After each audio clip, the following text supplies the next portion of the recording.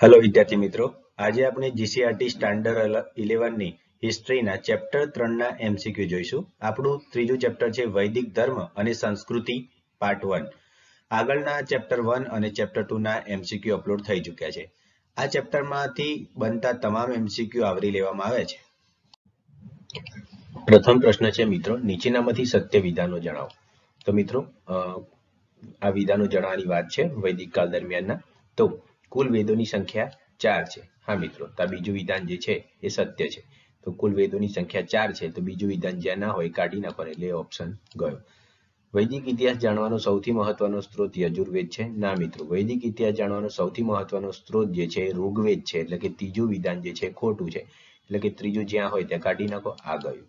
હવે બધા તમારી જોડે બી અને સી. તો ચોથું ચેક કરી લઈએ એટલે તમને આઈડિયા આવી જશે કે વેદ શબ્દ વિદ ધાતુ પરથી ઉતરી આવે, તેનો અર્થ જાણવું થાય છે. એટલે કે ચોથું વિધાન સત્ય છે. એટલે કે આમાં બી ઓપ્શનમાં ચોથું નથી, એટલે ખોટું થઈ જશે. ઓકે, તો મિત્રો ધ્યાન રાખજો કે આ રીતે એલિમિનેશન પદ્ધતિથી તમને સરળતાથી જવાબો મળી શકે છે. ઓકે મિત્રો, ચલો આગળ વધીએ. બીજો પ્રશ્ન છે, ઋગ્વેદ વિશે નીચેનામાંથી સત્ય વિધાનો જણાવો.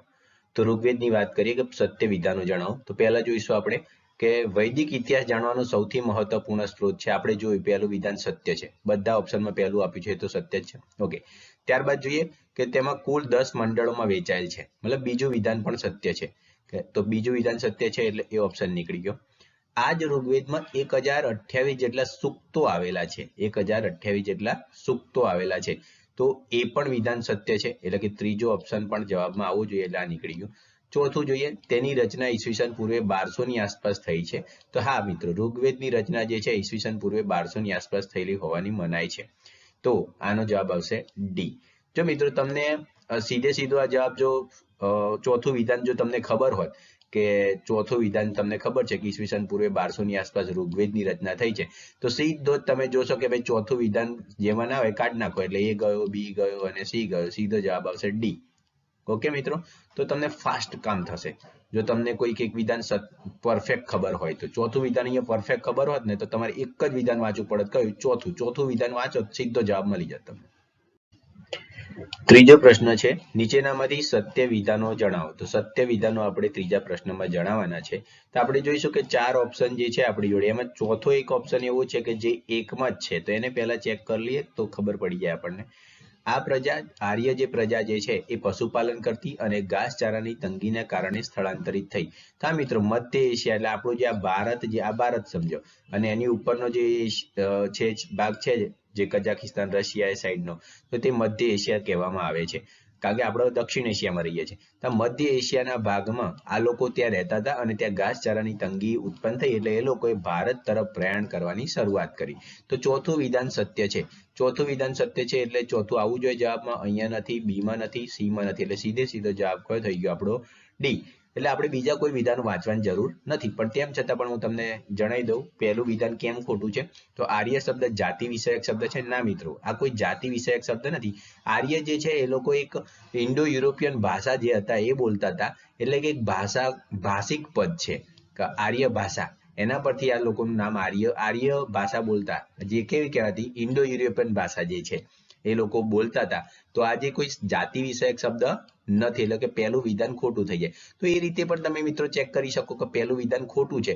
એટલે કે પહેલું જે છે એ ઓપ્શન ના આવે, બી ઓપ્શન ના આવે, સી ઓપ્શન ના આવે. એટલે ઓટોમેટિક તમારો જવાબ વધ્યો એ થઈ જાય. બીજું, ત્રીજું, ચોથું વાંચવાની જરૂર નથી રહેતી. કાં તો તમને સત્ય એક વિધાન એવું હોય કે જે સત્ય હોય ખબર હોય, કાં તો એક વિધાન એવું હોય જે અસત્ય છે ખબર હોય, તો પણ તમને જવાબ મળી જાય.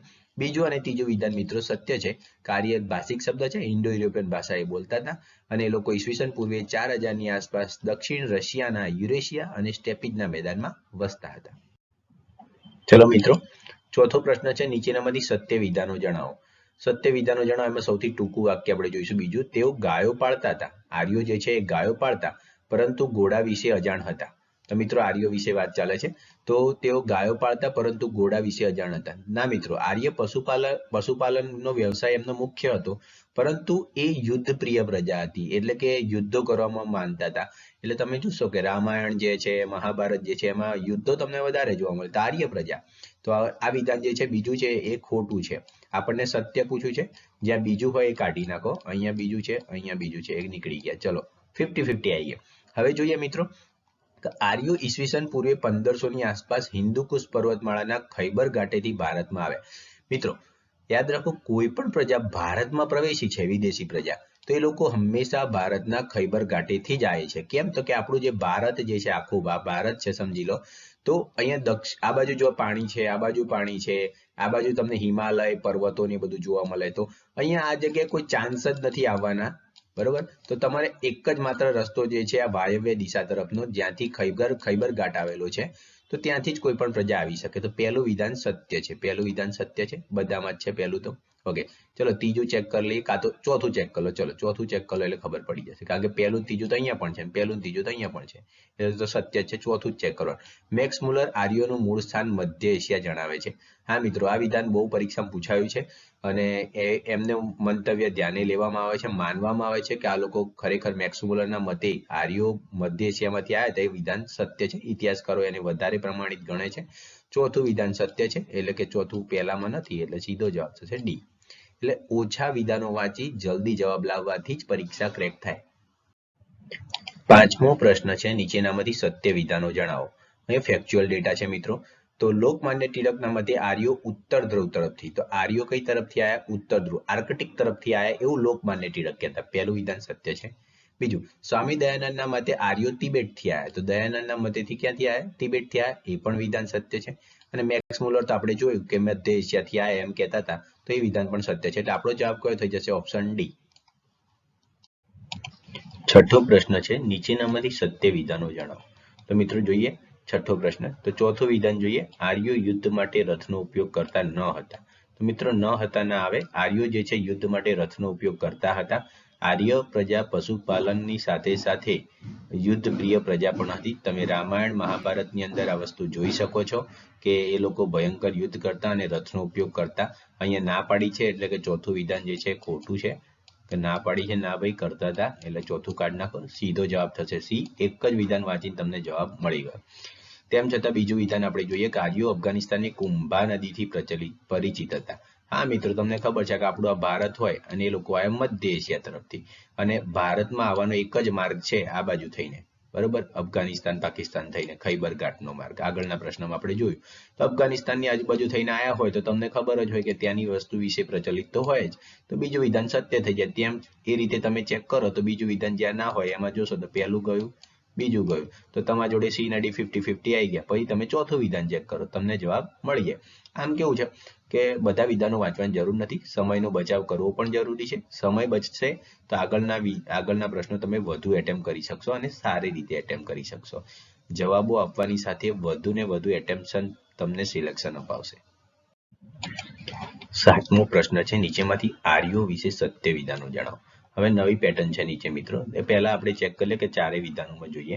ઋગ્વેદમાં આર્ય સમાજનો મૂળભૂત એકમ પરિવાર હતો. આ લોકોનો મૂળભૂત એકમ કયો હતો? પરિવાર હતો. તો એ વિધાન સત્ય છે. તેઓની સમાજ રચના માતૃપ્રધાન હતી. તેઓની સમાજની જે રચના જે છે માતૃપ્રધાન હતી. આ વિધાન ખોટું છે મિત્રો. આર્યમાં પિતૃપ્રધાન જોવા મળે. તેઓમાં સ્ત્રીઓનું સ્થાન મહત્વપૂર્ણ હતું. હા મિત્રો, માતૃપ્રધાન નથી પણ પિતૃપ્રધાન હતી, તેમ છતાં સ્ત્રીઓનું સ્થાન કંઈ ખરાબ નહોતું, એટલે કે આ વિધાન સાચું છે કે એમને પણ થોડું મહત્વ તો હતું, બહુ ખરાબ પરિસ્થિતિ નથી સ્ત્રીઓની. ચોથું, તેઓમાં બહુપત્નીત્વ ધર્મ હતો. તો મિત્રો આ વિધાન તમને ધ્યાન રાખવાનું છે કે બહુપત્નીત્વનો ધર્મ નહોતો, એવો એક પત્નીત્વ ધરાવતા. એટલે કે કેટલા વિધાનો થઈ ગયા? તો પહેલું અને ત્રીજું વિધાન સત્ય છે. તમને પૂછ્યું છે સત્ય, તો નીચે ઓપ્શનમાં જો ઉપરના વિધાનોમાંથી કોઈ પણ બે વિધાન સત્ય છે. આ વિધાન સાચું થઈ ગયું તમારો જવાબ. 3 વિધાન તો સત્ય નથી એટલે ખોટું, કારણ કે 2 જ વિધાન સત્ય છે. કોઈ પણ એક વિધાન ના ભાઈ, 2 વિધાન સત્ય છે અને બધા વિધાન તો સત્ય નથી, એટલે જવાબ તમારો એ થઈ ગયો. મિત્રો 8મો પ્રશ્ન છે, નીચેમાંથી વૈદિક કાળ વિશે સત્ય વિધાનો જણાવો. મિત્રો ધ્યાન રાખજો, અહીંયા વૈદિક કાળની વાત છે. આગળનો જે ઋગ્વેદ જે છે એ જે સમયગાળો જે છે એને વૈદિક કાળ, અને ઋગ્વેદ પછીનો જે સમયગાળો જે છે આપણે અનુવૈદિક કાળ. તો આ જે વૈદિક કાળ જે છે એ વૈદિક કાળમાં ઋગ્વેદની રચના થઈ અને આ પાછળના સમયમાં બાકીના 3 વેદોની રચના થઈ, જેને આપણે અનુવૈદિક કાળ કહીએ છીએ. તો ધ્યાન રાખવાનું છે વૈદિક કાળ અને જે છે અનુવૈદિક કાળ. તો મિત્રો અહીંયા જોઈએ, પહેલું, સ્ત્રીના લગ્ન પરિપક્વ ઉંમરે જ થતા હતા, વિધાન સત્ય છે. પરિવાર એક વિશાળ જનસમૂહનો ભાગ હતો જેને વિષ અથવા વંશ કહેવામાં આવતું, આ વિધાન પણ સત્ય છે. જન સૌથી મોટો સામાજિક એકમ હતો, આ વિધાન પણ સત્ય છે. અને વર્ણ વ્યવસ્થા કે જાતિ વ્યવસ્થાનો ઉલ્લેખ મળતો નથી, આ વિધાન પણ સત્ય છે. તો જે વૈદિક કાળ દરમિયાન વર્ણ વ્યવસ્થા કે જાતિ વ્યવસ્થાનો કોઈ ઉલ્લેખ મળતો નથી, આમ ચારેય વિધાન સત્ય છે. એટલે જવાબ થશે ઉપરના વિધાનો, બધા જ વિધાનો સત્ય છે. 9મો પ્રશ્ન છે, નીચેનામાંથી વૈદિક કાળ વિશે સત્ય વિધાનો જણાવો. તો વૈદિક કાળની વાત કરીએ તો આ સમયગાળા દરમિયાન ઋગ્વૈદિક વૈદિક કાળે મિત્રો એ તરીકે આને જોવામાં આવે છે કે શરૂઆતનો જે ઋગ્વેદ રચાયો અને વૈદિક કાળ અને પછીનો જે સમયગાળો જે છે એને અનુવૈદિક કાળ તરીકે ઓળખવામાં આવે છે. તો જે આ ઋગ્વેદ રચાયો અને વૈદિક કાળ અને ઋગ્વેદ પછીનો જે સમયગાળો જે છે, જે બાકીના 3 રચાયા એને અનુવૈદિક કાળ કહેવામાં આવે છે. પહેલો પ્રશ્ન છે, ભટકતી સમાજ વ્યવસ્થાની સાથે રાજકીય વ્યવસ્થા પણ હતી. તો આ મિત્રો પશુપાલન કરતા આ લોકો સ્થાયી નતા, એટલે ભટકતા હતા, એટલે એમની અને રાજકીય વ્યવસ્થા તો એમની હતી. તો પહેલું વિધાન જે છે સત્ય છે. બીજું, ગણ અને વિદત જેવી પ્રારંભિક રાજકીય વ્યવસ્થા યુગમાં જોવા મળે છે. તો આ 2 પ્રકારની રાજકીય વ્યવસ્થાઓ હતી, ગણ અને વિદત. સભા અને સમિતિ જેવી કોઈ રાજકીય સંસ્થાઓ જોવા મળતી નથી, ના મિત્રો આ વિધાન ખોટું છે કે સભા અને સમિતિ જેવી રાજકીય સંસ્થાઓ આ સમયગાળા દરમિયાન જોવા મળે છે. તો નથી, એટલે ત્રીજું વિધાન ખોટું છે, એટલે ત્રીજું કાઢી નાખો. અહીંયા ગયું, આ ગયું. હવે ચોથું જોઈએ, રાજાની ચૂંટણી કરવામાં આવતી. હા મિત્રો, આ સમયગાળા દરમિયાન રાજાની ચૂંટણી કરવામાં આવતી, એટલે જવાબ તમારો થઈ જશે બી. ઓકે, તો રાજાને ચૂંટવામાં આવતા. તો મિત્રો 10મો પ્રશ્ન, નીચેમાંથી વૈદિક કાળ વિશે સત્ય વિધાનો જણાવો. તો વૈદિક કાળમાં તમારે ધ્યાન રાખવાનું મિત્રો, ફરી ભૂલ ના થાય. વૈદિક કાળ એટલે કે જ્યાં ઋગ્વેદનો જે સમયગાળો ઈસવીસન પૂર્વે 1500 થી લઈ અને 1000 સુધીનો, અને અનુવૈદિક કાળ એટલે બાકીના તે 3 વેદો રચાય એ અનુવૈદિક કાળમાં તમારે જોવાના રહેશે. તો અહીંયા પૂછ્યું છે વૈદિક કાળ એટલે કે ઋગ્વૈદિક કાળ જે છે, આપણે જે કહીએ કે જ્યારે ઋગ્વેદની રચના થઈ એ સમયગાળાની વાત છે. વ્યવસાય જન્મ પર આધારિત ન હતો, કે તમે ધારો કે સોની છો તો તમારે સોનીનો ધંધો કરવો, સુથાર છો તો સુથારી કામ કરવું, એવું અહીંયા નહોતું કે તમે ગમે તે ધંધો કરી શકો. એક પિતા છે, એના 4 પુત્રો છે, તો 4 અલગ અલગ ધંધો કરી શકતા. એટલે કે પહેલું વિધાન જે છે એ સત્ય છે, વ્યવસાય જન્મ આધારિત નહોતો. ઓકે, બીજું વિધાન છે, રાજ્યનું સ્વરૂપ કબીલાઈ પ્રકારનું હતું. હા મિત્રો, શરૂઆતમાં સમયમાં નાના નાના કબીલા સ્વરૂપે આ લોકો રહેતા. પછી પાછળ જતા બહુ સમય પછી અનુવૈદિક કાળ પછીના સમયગાળા દરમિયાન તમે જોશો કે એકબીજા પર આક્રમણ કરવાનું ચાલુ કરશે, પછી મોટા રાજ્યો અસ્તિત્વમાં આવશે. એટલે રાજ્યનું સ્વરૂપ કબીલાઈ પ્રકારનું હતું. આ બીજું વિધાન સત્ય છે, એટલે કે બીજું વિધાન આમાં નથી, એટલે કાઢી નાખીએ. ત્રીજું, ઋગ્વૈદિક કાળમાં સમાજમાં રાજાને રાજન્ય કહેવામાં આવતું. હા મિત્રો, આ તો ઈઝી સ્ટેટમેન્ટ છે કે રાજાની સમયે રાજન્ય કહેવામાં આવતું. ત્રીજું વિધાન સત્ય છે. ત્રીજું ના હોય કાઢી નાખો, બીજું ગયું. ચલો હવે ચોથું જોઈએ, મહિલાઓનું સ્થાન સમાજમાં સન્માનજનક હતું, પરંતુ તેઓને વિદ્યા અભ્યાસ કરવાનો અધિકાર ન હતો. ના મિત્રો, આ વિધાન ખોટું છે. એ લોકોને સન્માનજનક તો સ્થાન હતું જ, અને તેની સાથે સાથે વિદ્યા અભ્યાસ કરવાનો પણ અધિકાર હતો. આ ન એ ખોટું છે આ વિધાન ચોથું, એટલે કે ચોથું નીકળી જશે. તમારો જવાબ થઈ જશે સી. કેમ કે વિદ્યા અભ્યાસ કરતી આપણને ઘણી બધી મહિલાઓ આપણને જોવા મળે છે, જે તમને વૈદિક કાળમાં જોવા મળે છે. જેમાં નામ છે અપાલા, ગોસા, લોપામુદ્રા, ગાર્ગી, મૈત્રી, આવી વિદુષી મહિલાઓ જોવા મળે છે, જેમણે ઋગ્વેદની જે ઋચાઓ જે છે, મંત્રો જે છે, એને રચવામાં પણ ફાળો આપ્યો છે. તો મિત્રો તમને તમારે યાદ રાખવાનું કે જે અપાલા, ગોસા, લોપામુદ્રા, ગાર્ગી અને મૈત્રી જેવી મહિલાઓએ ઋગ્વેદ કાળ દરમિયાન ઋચાઓ મંત્રો રચ્યા છે. એટલે તમને તરત ખબર પડી જાય કે આ લોકોએ રચ્યા હોય તેમને વિદ્યાનો અભ્યાસ કરવાનો અધિકાર હોય તો પછી સમાજમાં સ્થાન પણ સન્માનજનક હોય. એટલે કે ચોથું વિધાન ખોટું થઈ જાય, જવાબ થઈ જાય તમારો સી. 11મો પ્રશ્ન છે મિત્રો, નીચેમાંથી વૈદિક કાળ વિશે સત્ય વિધાનો જણાવો. પહેલું છે, સભા નામની સંસ્થા વર્તમાન લોકસભા જેવી હતી. આ વિધાન મિત્રો ખોટું છે, કારણ કે સભા નામની જે સંસ્થા જે છે એ લોકસભા જેવી નહીં, પરંતુ જે સભા નામની જે સંસ્થા હતી હાલની રાજ્યસભા જેવી હતી. કેવી છે? રાજ્યસભા. અને જે સમિતિ નામની જે સંસ્થા હતી મિત્રો, સમિતિ, એ સમિતિ નામની જે સંસ્થા હતી એ હાલની લોકસભા જેવું કામ કરતી. કોના જેવું કામ કરતી? સમિતિ એટલે લોકસભા જેવું. ઓકે, તો તો પહેલું વિધાન ખોટું છે. સમિતિમાં વડીલો બેસતા અને ન્યાય આપવાનું કાર્ય કરતા. આ મિત્રો આ વિધાન પણ ખોટું છે. સમિતિમાં નહીં મિત્રો, આ લોકો સભામાં કોણ બેસતા? વડીલો બેસતા. તો સભામાં જ વડીલો બેસતા અને ન્યાય આપવાનું કાર્ય કરતા, એટલે કે બીજું વિધાન પણ ખોટું છે. જ્યારે જે પેલી જે છે આપણી સમિતિની અંદર જે લોકો ચૂંટાઈને આવ્યા હોય, લોકપ્રતિનિધિ હોય, એ લોકો અહીંયા સમિતિમાં રહેતા. જેમ આપણે અત્યારે લોકસભામાં ચૂંટાઈને લોકો આવે છે એ લોકો રહેતા, એમ સમિતિમાં પણ રહેતા હતા. તો અહીંયા બંને વિધાન ખોટા છે, એટલે શું થશે જવાબ? એ અને બી બંને વિધાન અસત્ય છે. તો તમારો જવાબ થશે ડી. તો મિત્રો ખાસ યાદ રાખજો, સભા અને સમિતિ. સભા જે છે રાજ્યસભા જેવી વડીલો જેવા લોકો રહેતા અને ન્યાય આપવાનું કાર્ય કરતા હતા, અને સમિતિમાં લોકસભા જેવી હતી અને ત્યાં ચૂંટાયેલા લોકપ્રતિનિધિ આવતા, જેમનું કામ હતું રાજાને ચૂંટવાનું, આ બધું કામ એ લોકો કરતા. 12મો પ્રશ્ન છે, નીચેમાંથી વૈદિક કાળ વિશે સત્ય વિધાન. સમિતિ નામની રાજકીય સંસ્થામાં રાજાની ચૂંટણી કરવામાં આવતી. હા મિત્રો, ઋગ્વૈદિક કાળ એટલે કે જે વૈદિક કાળ દરમિયાન જે કહેવાય એમાં રાજાની ચૂંટણી થતી. રાજા કોઈ નિમણૂક નથી થતી, વંશ પરંપરાગત નતા. આમાં રાજાની ચૂંટણી કરવામાં આવતી. સમિતિ નામની સંસ્થા જ કરતી એમાં રાજાની ચૂંટણી. બીજું, સભા અને સમિતિમાં યુદ્ધનું આયોજન, ન્યાય, ધર્મને લગતી ચર્ચા થતી. હા મિત્રો, આ બંને સભા અને સમિતિ બંને જે હતી એ ભેગી થઈને યુદ્ધનું આયોજન કરતી, ન્યાયની વાતો કરતી, ધર્મને લગતી ચર્ચાઓ કરતી. એટલે બીજું વિધાન પણ સત્ય છે, એટલે આપણો જવાબ થશે સી. એ અને બી બંને વિધાનો સત્ય છે. 13મો પ્રશ્ન છે, વૈદિક કાળ વિશે અસત્ય વિધાનો. અહીંયા આપણે અસત્ય વિધાનો જોવાના છે. રાજાનું પદ વંશ પરંપરાગત હતું. મિત્ર, આ વિધાન ખોટું છે. વંશ પરંપરાગત નહોતું. અહીંયા રાજાનું પદ ચૂંટવામાં આવતું, રાજાને ચૂંટવામાં આવતા. પુરોહિતનું કામ રાજાને સલાહ સૂચનો આપવાનું ન હતું.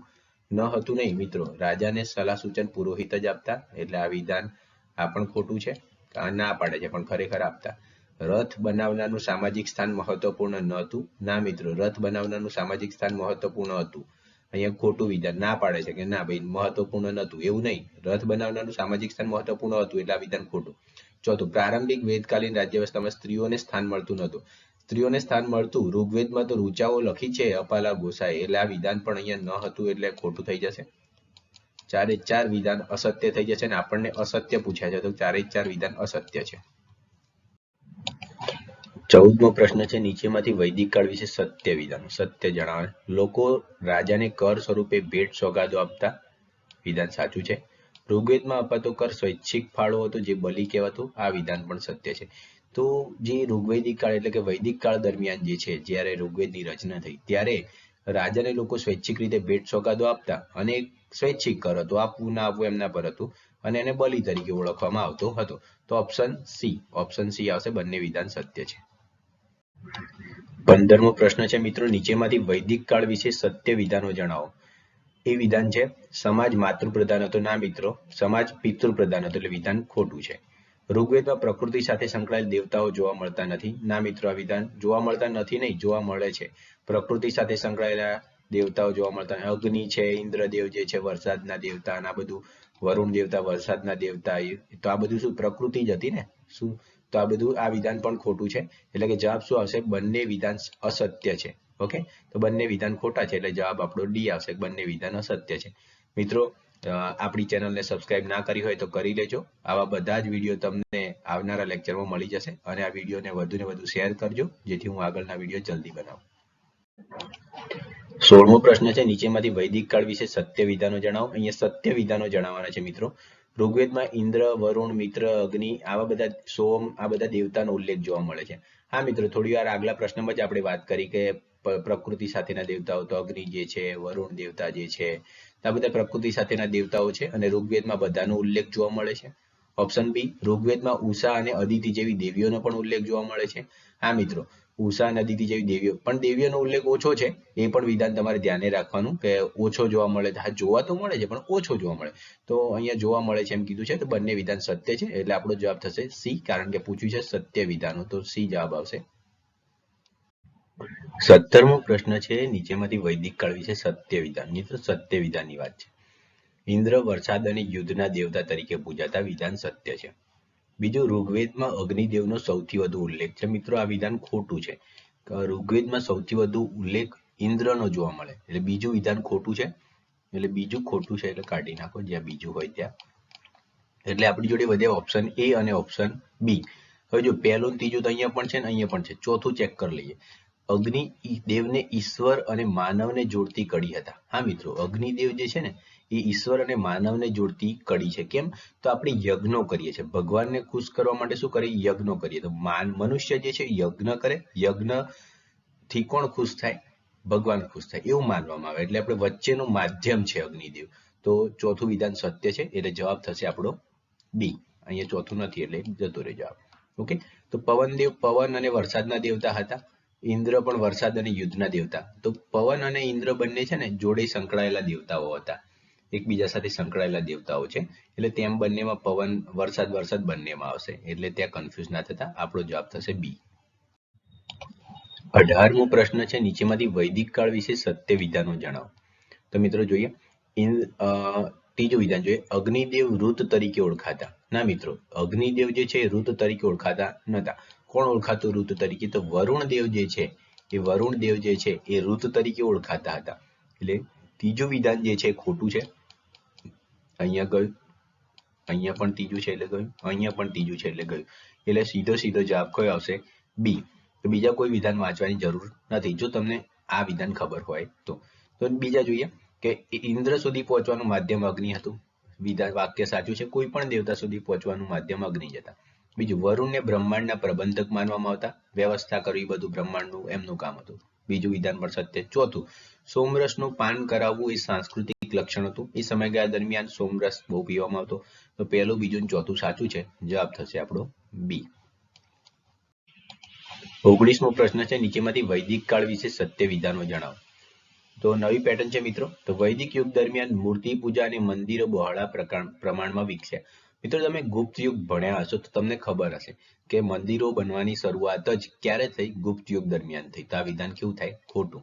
અને આ લોકો તો પ્રકૃતિને પૂજતા હતા ને, તો અહીંયા મૂર્તિ બનાવવાની તો વાત આવતી નથી. એટલે ચોથું વિધાન તો ખોટું જ છે.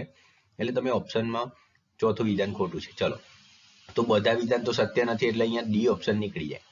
પછી ત્યારબાદ પહેલું જો, ઋગ્વેદમાં તમામ દેવતાઓના આવાહન કરવાના સૂક્તો આપવામાં, એટલે કે બોલાવવા માટે નહીં મંત્રો આવ્યા કે આ મંત્ર બોલો તો આ દેવતા આવે આપણી જોડે, એમ પ્રસન્ન થાય એમ. તો પહેલું વિધાન સત્ય છે. યજ્ઞોમાં બલિન પૂજા વિધિ તો બ્રાહ્મણો જ કરતા, કારણ કે યજ્ઞ કોણ કરતું? બ્રાહ્મણો. તો બધું કામ એ જ કરતા હોય.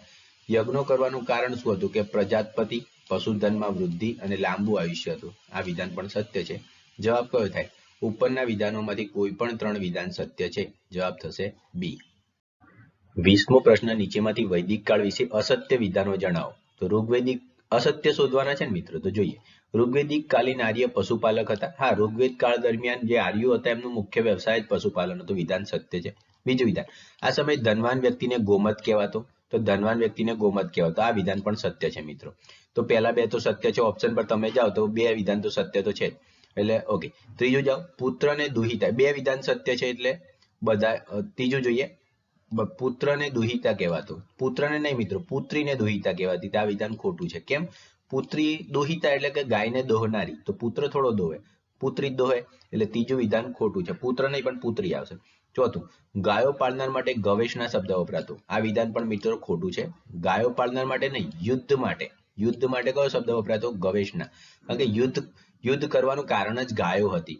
તો યુદ્ધ કરીને ગાયોને જીતવામાં આવતી. જે રાજા હારે અથવા તો જે કબીલો હારે એ સામેવાળાને શું આપે? યુદ્ધ, મતલબ ગાયો આપતી. એટલે એમના માટે ગવેશના શબ્દ. તો કેટલા વિધાન ખોટા છે? તો 2 વિધાન ખોટા છે.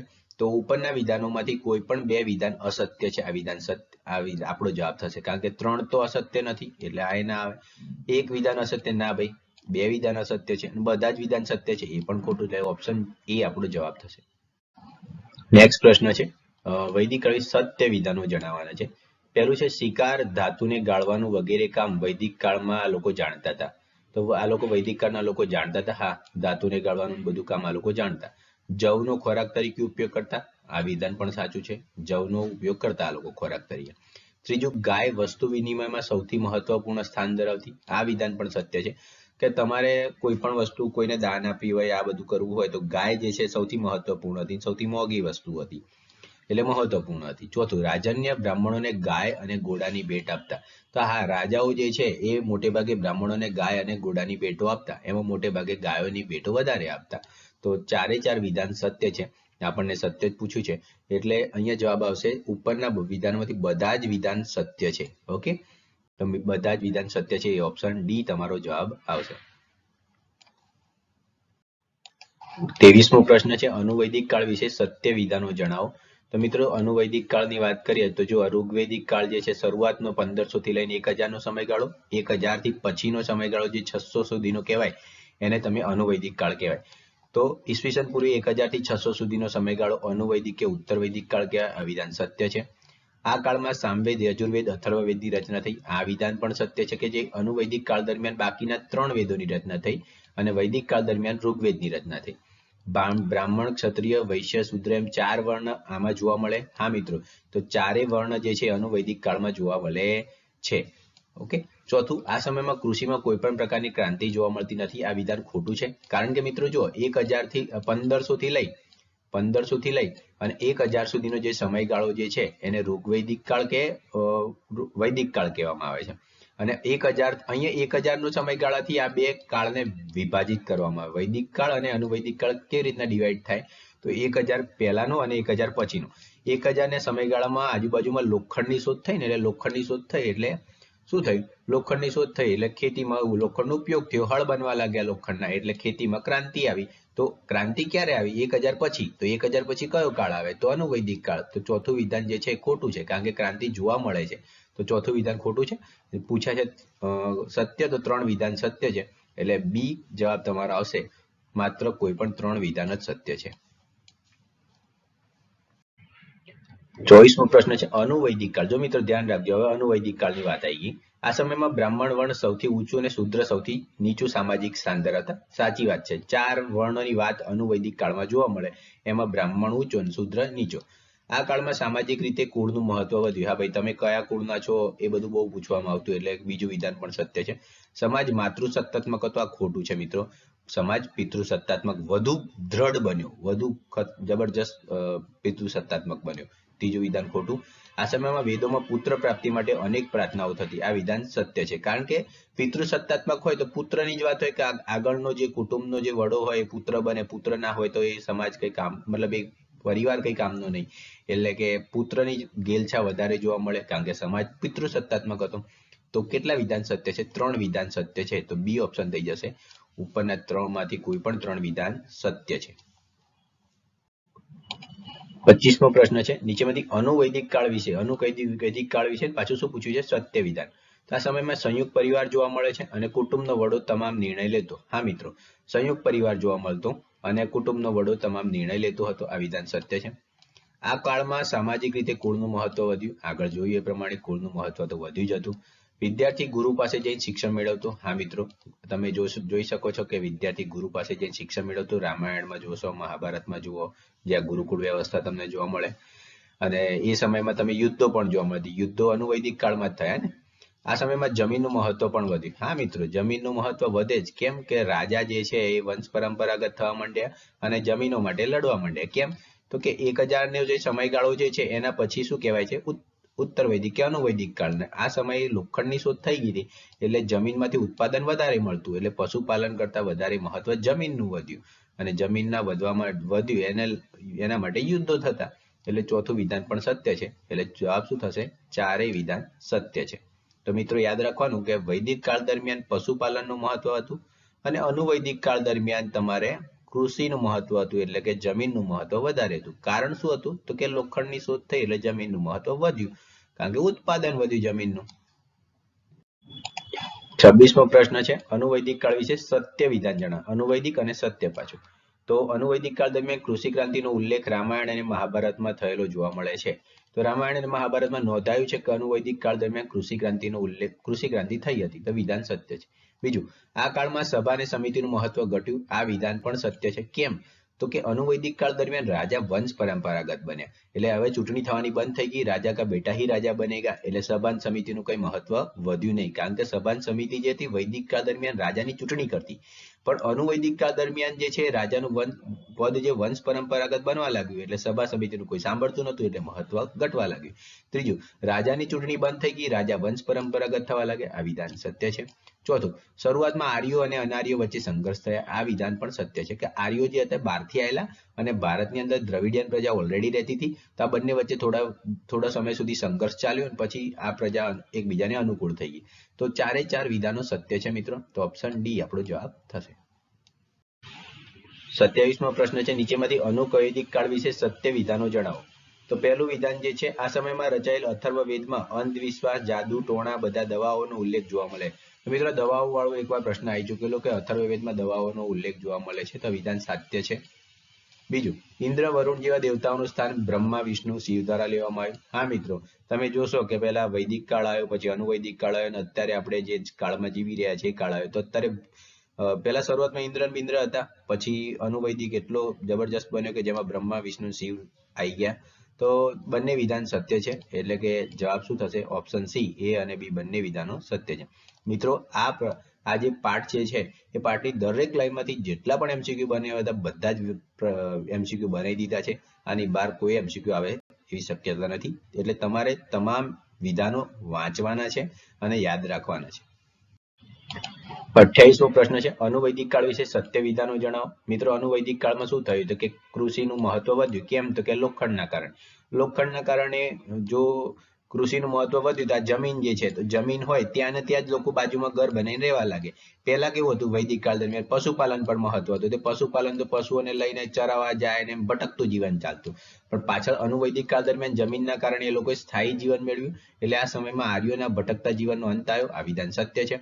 હવે જો સ્થાયી જીવન થઈ જાય એટલે શું થાય, ત્યાં પોતાની જમીન હોય ત્યાં જ આ લોકો રહે અને ત્યાં જ ડેવલપમેન્ટ થાય, એટલે કે અનેક શહેરો અસ્તિત્વમાં આવે.